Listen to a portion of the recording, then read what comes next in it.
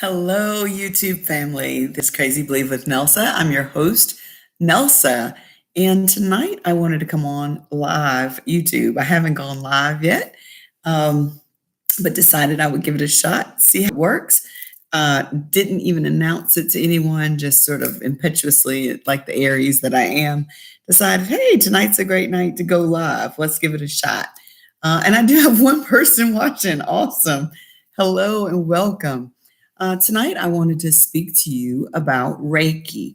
I've talked to you a little bit about it in some of my posts before, and wanted to go a little bit deeper because I've had a lot of people in my community who are curious, but who really don't know enough about it to decide yay or nay. And so I wanted to do a little bit of education as a Reiki practitioner. So Reiki really stands for energy. Rei meaning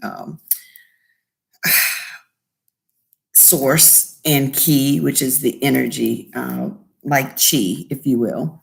So Reiki healing or Reiki practitioners use their hands to go through energy centers in the body. There's the crown chakra, there's the third eye chakra, there's the throat chakra. I'm going to stand up so I can do these. There's your solar plexus, your sacral chakra, and then your root chakra is around the groin area. And so for a lot of people, it feels very Eastern medicine-y, Ayurvedic, really woo-woo, I think, is the best way I would put it. I know it's not very delicately placed, but it's the best word I've got for you tonight. And so for a lot of people, they feel like if they're a Christian or if they have some sort of religious belief, that doing something like Reiki would cause them to be outside of their religious teachings. Well, Reiki is not associated with any religion. There are a lot of people who find it, like I do, to be a very spiritual practice, because anytime you're working with other human beings, you're working with their energy, you're talking about aiding in healing, aiding in reducing stress, aiding in reducing releasing past traumas. To me, that is spiritual work for me, but not for everybody. Everybody who practices Reiki, either receiving or being a practitioner, is not necessarily affiliated with any religious practice.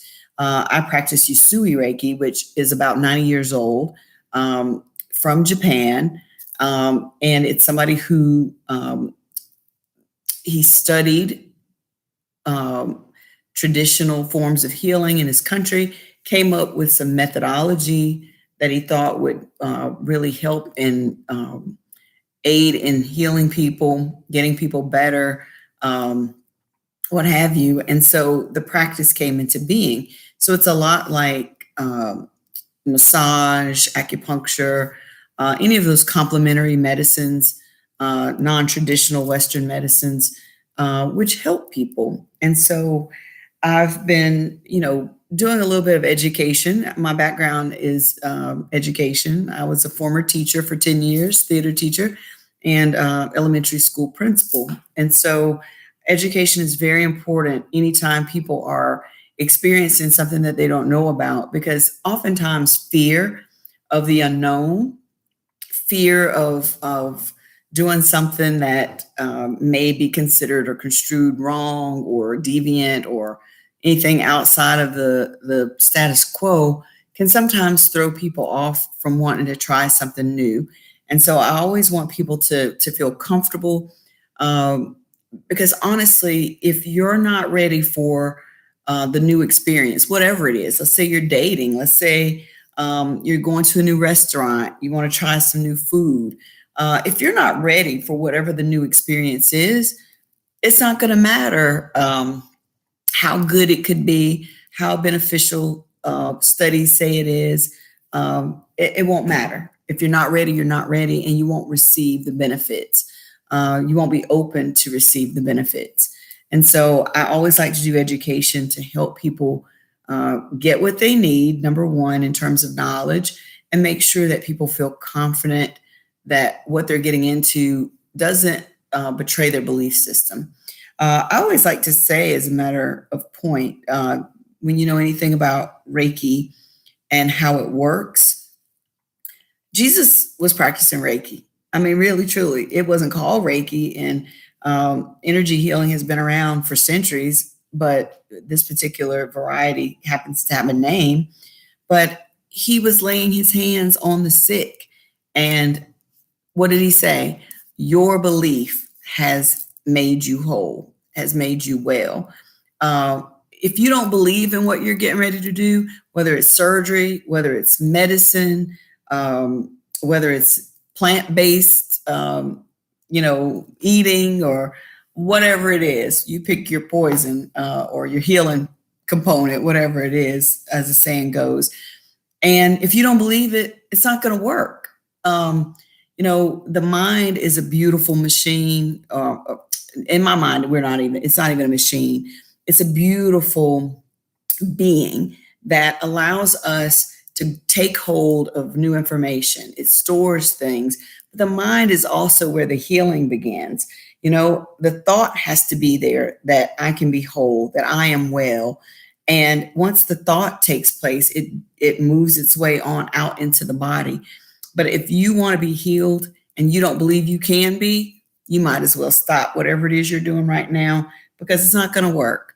If your mind is not ready to accept that healing is a part of what you're doing, it's all hands down anyway. Just my belief. And, you can find out from other people information. But Reiki was one of those things, until I did it for myself, I did not realize how much my life could change. Not just healing physically, but emotionally from things that I had been through, healing from beliefs that I had held on to that weren't my own, and even just being around other people's energy. Sometimes we aren't well because we've been around that person who complains all day at work, who talks about every little thing that is aching, every little joint that they wish, the rain wasn't coming because they could feel their knees hurting. You guys have probably been around those people. If you're not that person, I hope you're not that person, those of you who are watching. But there are people who literally will complain themselves into sickness.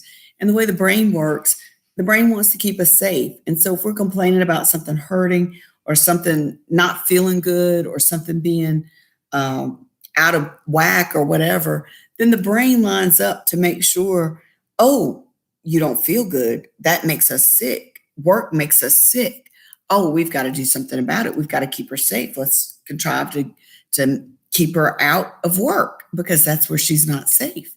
Lots of studies. Dr. Joe Dispenza is one of my favorite, talks about brain research in terms of how the brain can really be used as a healing instrument, how you can manifest things in your life.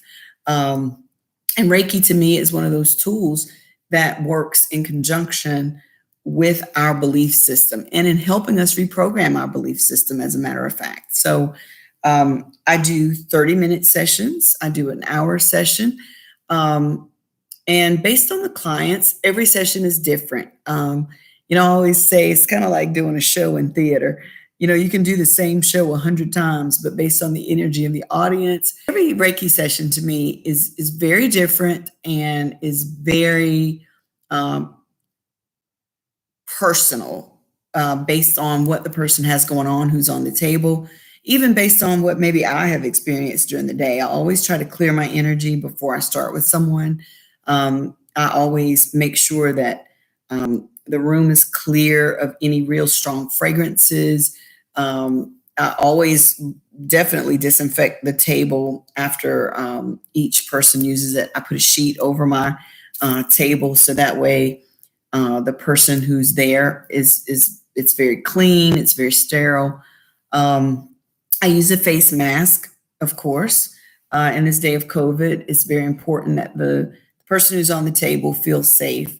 I do temperature checks as well. So there are probably a lot of Reiki practitioners who have protocols such as that in place. The people that I've worked with have definitely been um,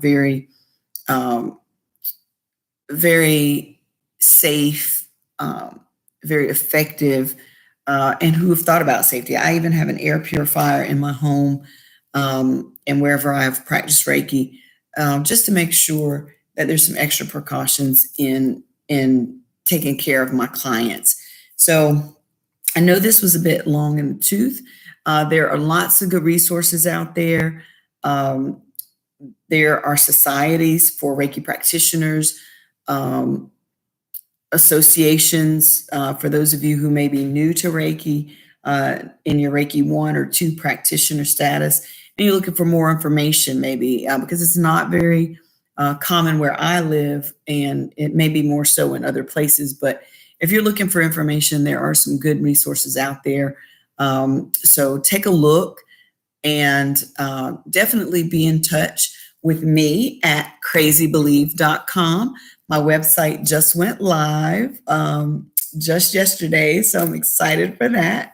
And I do have packages for half-hour and hour sessions, also corporate rates. Reiki is really wonderful for people in high-stress positions such as corporate America, teachers, EMS, firefighters, social workers, doctors, nurses, people who are in contact with other people with high needs, because you're constantly giving to other people, and your energy is being drawn on day in and day out by employees, your clients, just the circumstances of your work a lot of times. So if you're interested in finding out more about how I can be of assistance to you and your corporation, or to you and your organization, or to you as an individual, then please check out my website. Again, Crazy Believe, just like the Crazy Believe with Nelsa, but all together, crazybelieve.com. You can also find me on Facebook, Crazy Believe with Nelsa. I'm also on Instagram, Crazy Believe with Nelsa. And again, here on YouTube, you can check me out for my previous videos where I do also coach. I'm an executive coach, life coach, and Reiki practitioner. So if you're ready to declutter your life, you're ready to clean up your energy and move your life forward without regrets and to another level, then please definitely reach out. Until next time, have a great evening.